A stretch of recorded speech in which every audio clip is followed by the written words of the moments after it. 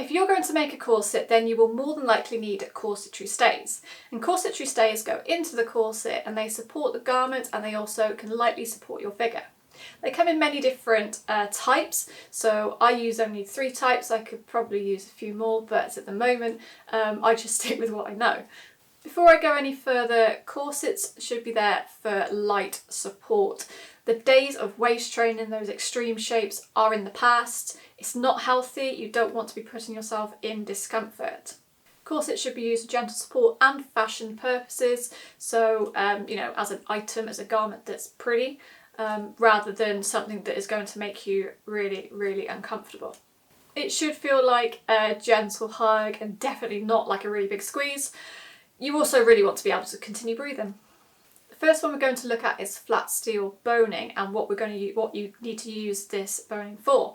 So this is flat steel. This is actually a busk, but it's similar to flat steel boning, and this is used for areas of the corset that you want to keep straight. So for example, if you're making a corset with a front opening, you'll use a flat steel boning busk for that, or if you're on the back of the corset where you have the eyelets where you're going to gently pull it in, that will also need to be flat steel boning because you'll want to keep those areas completely straight.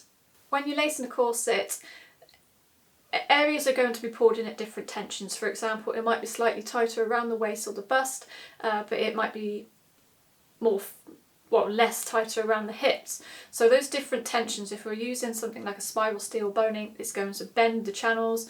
It's not going to work, and it's not going to look right. So for the areas like the lacing and the front, you can use a flat steel boning. You can buy this in straight pre-cut lengths, and that's definitely the easier option. And I'll pop some links in the description box below to show you where I get mine from. It's so much easier just to buy it pre-cut. They're cut into lengths. They have the ends finished as well. Or if you want to go down the more difficult route, like I shouldn't have done, you can get it in a reel. Now, this is taped up really tightly because this stuff springs open as soon as you give it just a little inch. It's also really difficult to cut, so I think I used a metal saw to actually cut this the last time I used it, because you know, it's metal, it's flat steel, it's very, very tough. It's what you need for, you know, for those parts of the corset. But yes, I would recommend not getting it in a reel if you can help it. Only if you're making like loads and loads would I say get it in a reel. If you can get it in the pre-cut lengths, that is definitely the better option. Now I'm sure somewhere in my sewing room I have a reel of this stuff, but I cannot find it. So I've only got little bits to show you today. So this is spiral steel boning. Spiral steel boning is more flexible in all directions rather than the flat steel, which is only flexible in that directions. So this spiral steel boning is used for areas of the corset that have curves. So for example, around the waist, around the bust, this is what you need for those types of channels. Again, you can get this pre-cut lengths, and they'll also come with caps, or you buy the caps separately. Caps are these little things. They're little metal things that you can put on with pliers, give them a squeeze, because you'll want to cover the ends of the boning that you've cut with something. You can use like masking tape or electrical tape, something like that. Bearing in mind that corsets that you make with metal, you probably won't want to put in the washing machine. Dry cleaning is a better option for those types of corsets. But yeah, you won't want to leave the cut ends of the metal because that is really quite sharp. It's going to poke through your fabric and probably poke into you. So make sure that whatever boning you're putting into your corset, it's capped properly.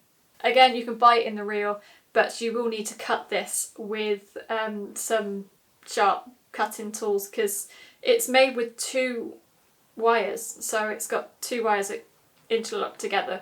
And you cut one either side. It is a bit tricky. It's just one, oh look at that, it's just one that, you know, buying pre-cut lengths is just so much easier. And lastly, which is probably the most easiest, is Wriggling. Now I hope I'm pronouncing that correctly. This stuff is plastic. It's made with channels of plastic, depending on the thickness some can be 3, 5, and this I think is 7. And then it's also have like woven tape.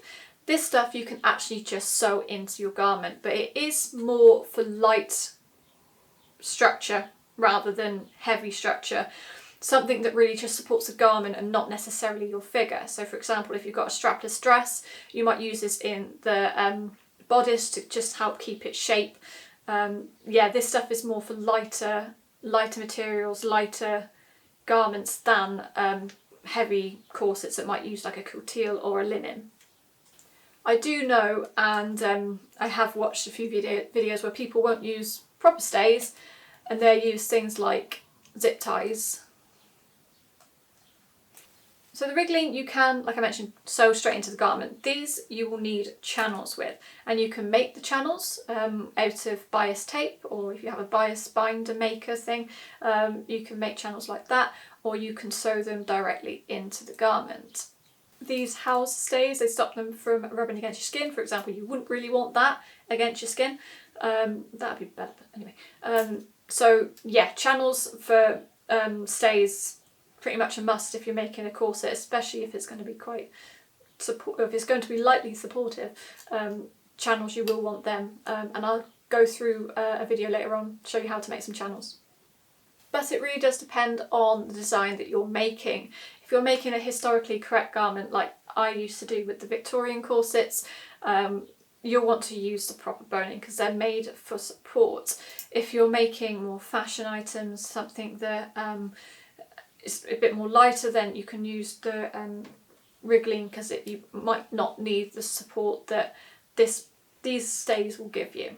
So it does depend on what you're making. Have a look at your pattern, have a look at the recommendations, but I'm hoping that this little video has given you a little bit of an insight into corsetry stays.